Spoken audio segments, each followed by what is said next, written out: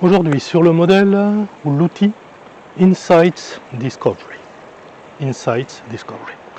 qui est inspiré par les travaux de Carl Jung, disciple de Freud. Et basiquement, il travaille sur deux axes, nous allons dire, rationnel, émotionnel, extroversion, introversion. D'accord? En réalité, il y a un troisième axe sur la perception et les sensations. D'un point de vue pratique, ce qui nous intéresse, ce sont les deux axes initiaux. Rationnel, émotionnel, extroversion, introversion. D'accord?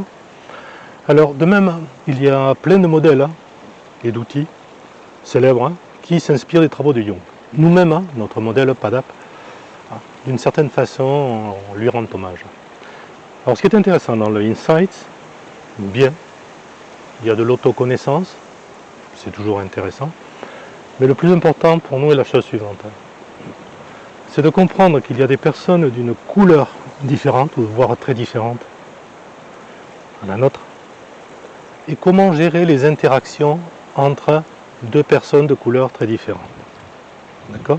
Prenons deux opposés, rationnel extroverti, émotionnel introverti. D'accord?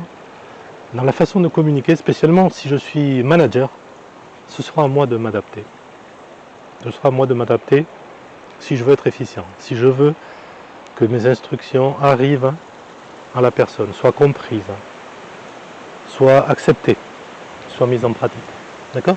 Donc Insight Discovery, c'est intéressant comme outil. Nous ne travaillons pas sur le pourquoi. C'est-à-dire pourquoi les personnes se comportent de telle ou telle façon. D'accord? Ça, c'est Jung qui s'en était occupé. Ce qui nous intéresse, c'est l'effet que cela produit. C'est-à-dire pas la cause, mais l'effet. Et comment utiliser ce système de couleurs, il y a 4 couleurs, de façon pratique. Plus de 4 couleurs, il existe des modèles.